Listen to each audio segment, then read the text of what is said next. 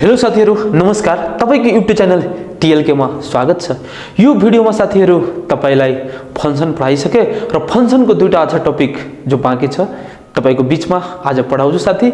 के छ त composite function and inverse function. आज तपाईलाई कम्पोजिट फंक्सन र इन्भर्स फंक्सनको बारेमा तपाईलाई जानकारी दिन्छु। ल साथीहरु लास्ट भिडियोसम्म बन्नु होला, कहीं नजानु होला, तर एउटा कुरा नबिर्सनु होला जो हाम्रो कृष्ण भगवानले आफ्नो भागवत गीतामा दिएको छ। यो कलजुगबाट पापबाट वञ्चित हुनको लागि हरे कृष्ण कृष्ण कृष्ण हरे हरे, हरे राम राम राम हरे हरे। ल साथीहरु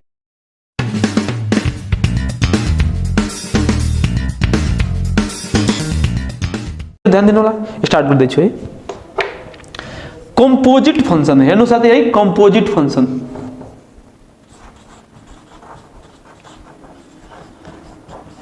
कम्पोजिट फंक्सन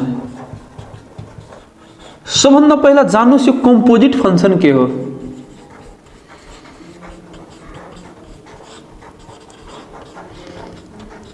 अलिकति यो मिनिङले के बुझ्नुहुन्छ साथी। कम्पोजिट भनेको संयुक्त र फंक्सन भनेको फलन।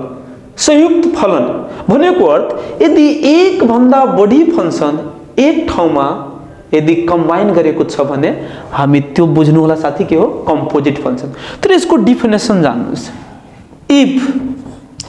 if such that a to b, if such that a to b and g such that b to c are two function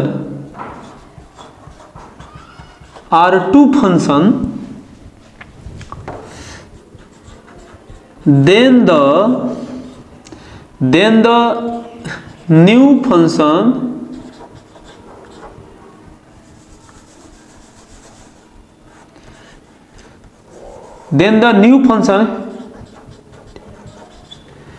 the new function defined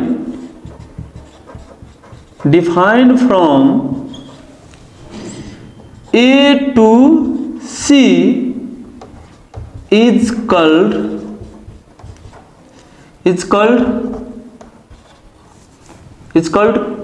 composite function.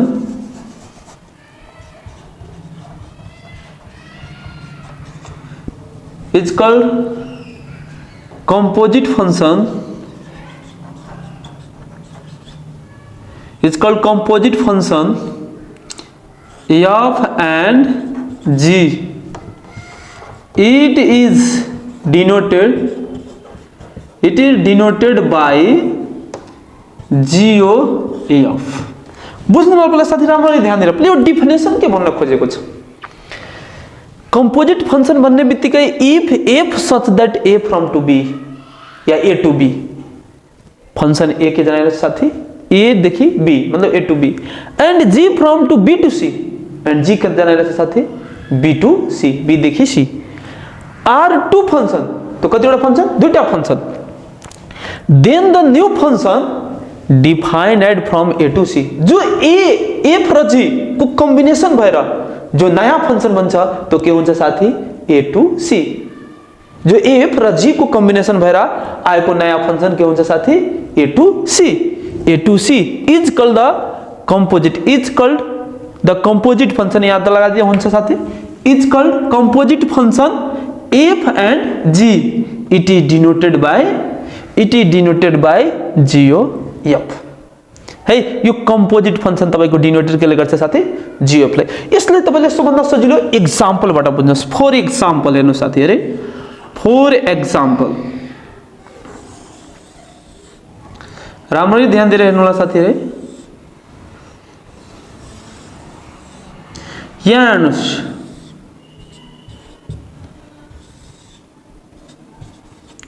यो भनेको ए साथी, यो बी र यो सी।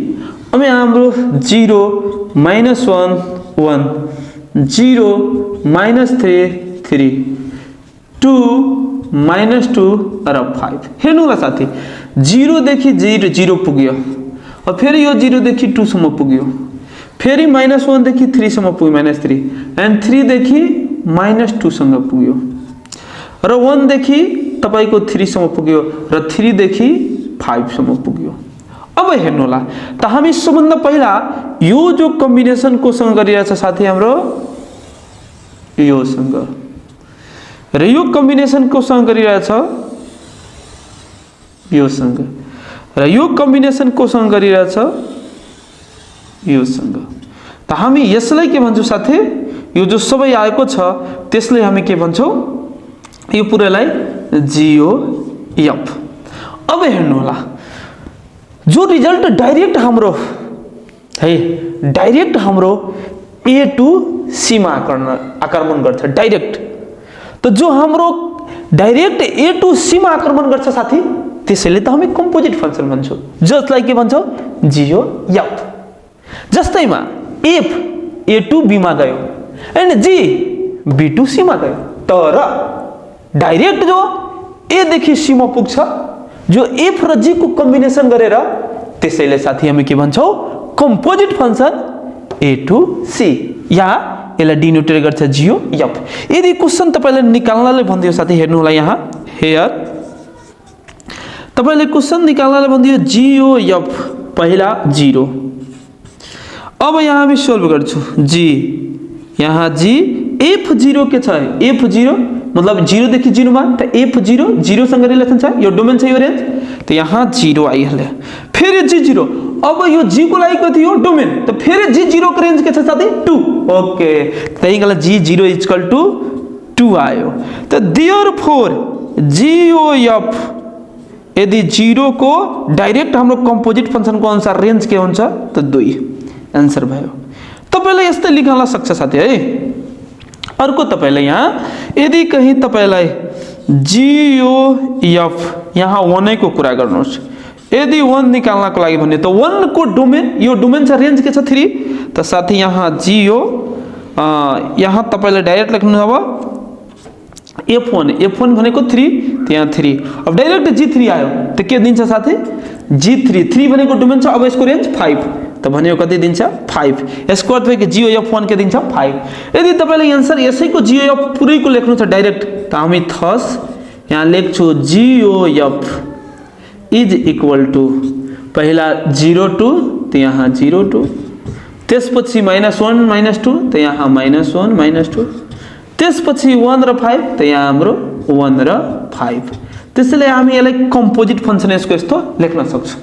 यदि तपाईलाई यस्तो सेट दिएको हुन्छ भने हामी यसलाई यस्तो एरो डायग्राममा देखाउन पनि सक्छौं है। यस्तो क्वेशन यसबाट साथी यसीमा तपाईको 2 मार्कको क्वेशन सोध्ने गरिन्छ र एउटा कम्पोजिट र इन्भर्स दुवै मिलाएर तपाईको यसीमा साथी 4 मार्क्सको क्वेशन सोध्ने गरिन्छ। त्यसैले यो टपिक चाहिँ भेरी इम्पोर्टेन्ट छ, टपिक छ, ध्यान दिएर हेर्नु होला है। यसैमा एरो डायग्रामको पनि भन्छ, म एक्जाम्पल दिन्छु ल। अब तपाईले यसको एक दुईटा अझ एक्जाम्पल हेर्नु साथी है।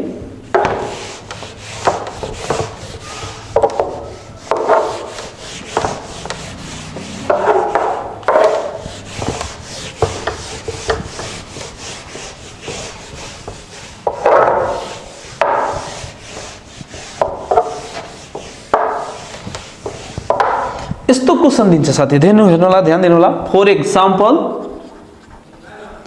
If f(x) is equal to 2x plus 3 and gx is equal to x plus 2, then find GOF(x) and FOGX। यस्तो क्वेशन सोधिन्छ साथी है। सबभन्दा पहिला तपाई सल्युसन लेख्नु होला, गिभन के दिएछ लेख्दिनु होला, गिभन है f(x) is equal to 2x plus 3, gx is equal to x plus 2। अब तपाई हेर्नु साथी, तपाईलाई निकाल्नु छ GOF(x) है, यहाँ हेयर निकाल्नु छ तपाईले GOF(x), त GOF(x) यहाँ लेख्नु होला है। त यहाँ G पहिला f(x) खोज्नुस्, GOF(x) निकाल्नु छ तपाईले सुरुको मन याद दिनुस्, f(x) के छ 2x plus 3, यो f(x) हटाउनु साथी, हाल दिनुस् तपाई 2x plus 3। अब फेरि लास्ट खोज्नुस् एउटा कुरा तपाईले सम्झाउँछु हेर्नु होला साथी यो fx त fx सुरुमा थियो भने यसलाई हटाए fx को भ्यालु के थियो 2x + 3 यहाँ राख दिए अब तपाईले g छ तर यो कसको सट्टा छ x को सट्टा हो 2x + 3 त कहाँ x छ यहाँ और g पनि हेर्नुस् किनकि लास्टमा g बचेको छ त gx = x + 2 छ त यो x को सट्टा के छ साथी 2x + 3 त जहाँ x छ त्यहाँ लगेर के हाल्दिनुस् 2x + 3 त यहाँ x को सट्टा 2x + 3 और यो +2 फेरि एकचोटी हेर्नुस् कन्फ्युजन दूर गर्नु साथी कन्फ्युजन तपाईलाई दिदैन कन्फ्युजन हुन दिदैन तपाईलाई fx पहिला fx को सट्टा हाल्दिए 2x + 3 त्यसपछि यो g आइसक्यो लास्ट त g x बराबर के छ x + 2 त यो कसको सट्टा छ यो 2x + 3 साथी x को सट्टा त यहाँ त पनि x छ नि त यो x को सट्टा म हाल्दिए 2x + 3 आयो +2 त अब यसलाई 2x को 2x और 3 + 2 कति हुन्छ 5 तपाईको यही आन्सर भयो देयरफोर gO fx = 2x + 5 तपाईको यही आन्सर भयो साथी अर्को अगेन फेरि तपाईलाई भनेको छ के निकाल्नको लागि साथी f(gx)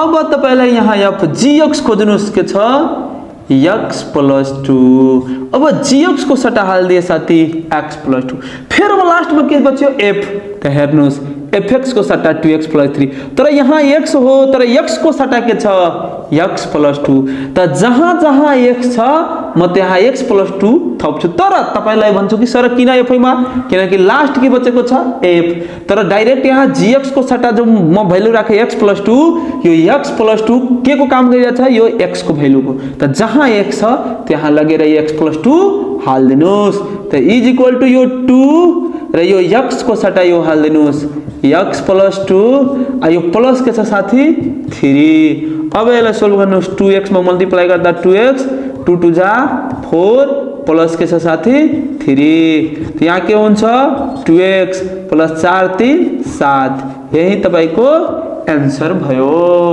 यस्तो कम्पोजिट फंक्सन हामीले धेरै एक्जाम्पल र एक्सरसाइज पनि गराउँछु जबसम्म अर्को अब इन्भर्स फंक्सन को बारेमा साथीहरु जान्नुस् है यसले मेट्दै छु है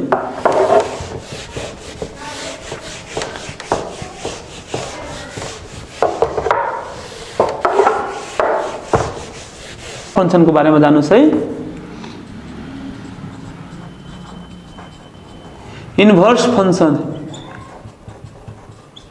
यो इन्भर्स फंक्शन के हो जस्तै मैं यहाँ पहला इन्भर्स फंक्शन को डेफिनेसन जानौ यसलाई नेपाली में भन्छ साथी विपरीत फलन विपरीत फलन विपरीत फलन साथीलाई भन्छ है सुन्नुला सबभन्दा पहिला यो इन्भर्स फंक्शन भन्ने बित्तिकै तो के बुझ्नु होला उल्टो विपरीत फलन यसको पहिला डेफिनेसन जान्नु साथी के छ definition if f is a 1-to-1 onto function from a to b फिर हेर्नु साथी if f is a 1-to-1 onto function from a to b then the inverse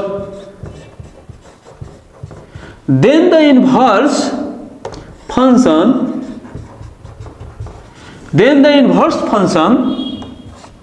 f inverse is defined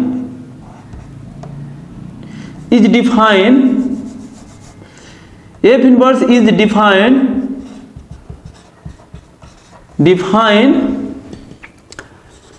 as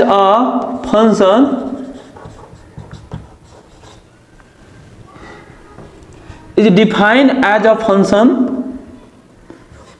from b to a यो सुन्नु साथी यो के भन्न खोजेको छ if f is a 1-to-1 onto function from a to b then the inverse function f inverse यो -1 साथी बुझ्नु inverse f inverse is defined as a function from B to A is known as the inverse function. यो के भन्न खोजेको छ साथी कि जुन फंक्शन ए देखि बी मा गइरहेछ तर त्यसको फेरि उल्टो इन्भर्स गर्दा देखि बी टू ए जान्छ, त्यसैले हामी साथी के भन्छौं इन्भर्स फंक्शन है। जस्तैमा तपाईलाई एउटा एक्जाम्पल लिनु, सिम्पल तरिका एक्जाम्पल, तब तपाई बुझ्नुहुन्छ।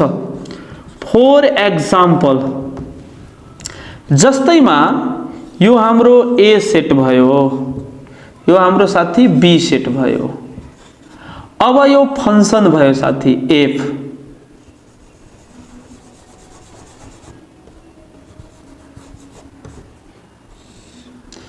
यो फंक्शन भयो एफ, यहाँ हाम्रो भयो ए बी सी, यहाँ भयो एक्स वाई जेड। अब ए देखि एक्स मा, बी देखि वाई मा, सी देखि जेड मा यो फंक्शन त छ। अब मलाई यसको इन्भर्स निकाल्नु छ, त जस्ट यसको आन्सर मा लेख्नु होला साथी, आन्सर मा यसको इन्भर्स म एफ इन्भर्स निकालेर छ, एस एफ इन्भर्स। अब यसको आन्सर लेखेर छ है,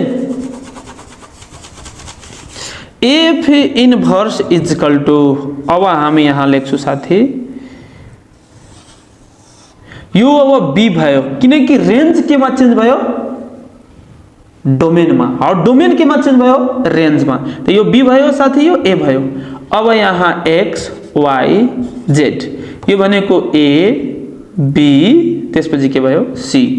अब हामी यो देखियो र यो देखियो र त्यसपछि यो देखियो, यही हाम्रो एफ इन्भर्स भयो। यसले के भन्न खोजेको साथी, यो एक्जाम्पल बुझ्नुस्, यसको आन्सर यो भयो, तपाईको यही आन्सर भयो यसको। यो के भन्न खोजेको छ साथी कि जुन फंक्शन तपाईले दिएको छ, जसलाई डोमेनलाई म रेन्जमा चेन्ज गरिदिन्छु र रेन्जलाई डोमेनमा चेन्ज गरिदिन्छु, त्यसले हामी के भन्छौं इन्भर्स भन्छ। सिम्पल तरिका, the interchanging domain into range and range to domain is known as the inverse function. जो हामी इंटरचेंजिंग गर्छौं रेंजलाई डोमेनमा र डोमेनलाई रेंजमा, त्यसैले हामी के भन्छौं साथी इन्भर्स फंक्शन। त्यसै कारणले यहाँ डोमेन थियो, यो रेंज थियो, यसैले चेन्ज गरे, यो रेंज यहाँ डोमेनमा आयो र यो डोमेन केमा गयो रेंजमा भयो, त्यसैले यहाँ एफ इन्भर्स, यो डिनोटेड छ साथी इन्भर्सको, त्यसैले हामी के भन्छौं यसलाई इन्भर्स फंक्शन। अब तपाई एउटा एक्जाम्पल लिनुस् है।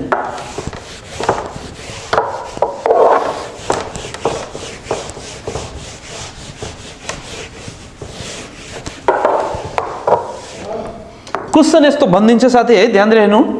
For example if fx is equal to 3x plus 1 then find f inverse x।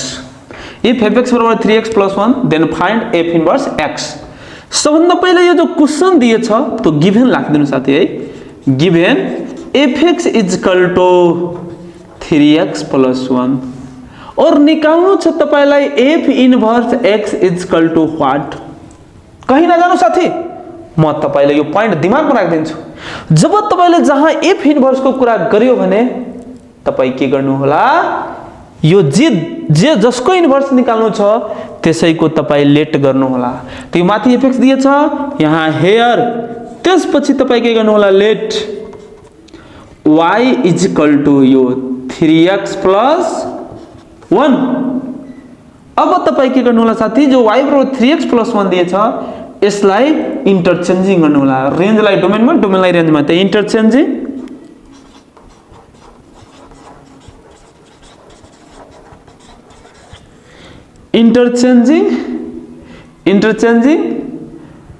interchanging the value of x and y, interchanging the value of x and y we get। अब हेर्नु साथी, यसलाई यस्तो लागि interchanging the rule of x and y यस्तो पनि लेख्न सक्नुहुन्छ। त अब यहाँ y छ, त्यहाँ के राख्छु साथी x, और इज इक्वल टू जहाँ हाम्रो x छ त्यहाँ के राख्छु 3y और प्लस के छ 1। अब यहाँ के गर्नु होला, और में x प्लस 1 छ, यता आएर के हुन्छ -1 इज इक्वल टू के छ 3y। किनकि के तपाई लेट गर्नु भएको छ y, तो y को नि भ्यालु निकाल्नु होला। तर यो यसको भनाइ के छ कि म रेन्जलाई डोमेनमा चेन्ज गर्ने, डोमेनलाई रेन्जमा, त्यही कारणले y को सट्टा के राख्दिए x र x को सट्टा के राख्दिए y। अब +1 छेताएर -1, अब म 3 इन्टु छेताएर के हुन्छ डिवाइड, त x - 1/3 is equal to y, y को भ्यालु आइहाल्यो साथी, therefore y is equal to x - 1/3। जब y को भ्यालु आइसके भने आउने बित्तिकै तपाईलाई के निकाल्नु छ f इन्भर्स, त लेख्नु यहाँ thus f inverse x is equal to j x - 1 by के हुन्छ साथी 3। यही तपाईको आन्सर भयो है। तपाईलाई यस्तो एउटा अझ एक्जाम्पल हेर्नुस्,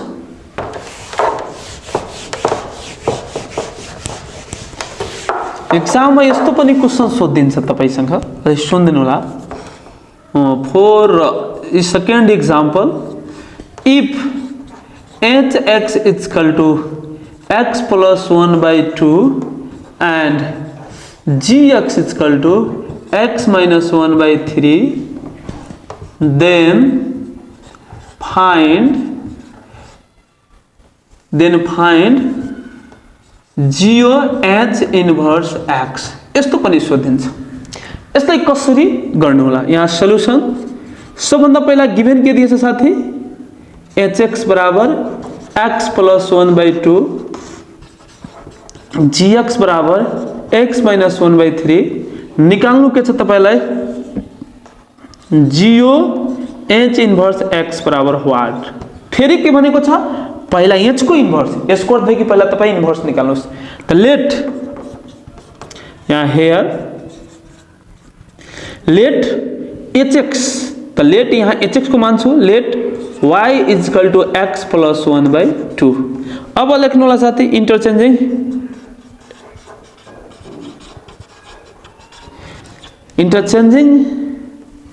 interchanging the value of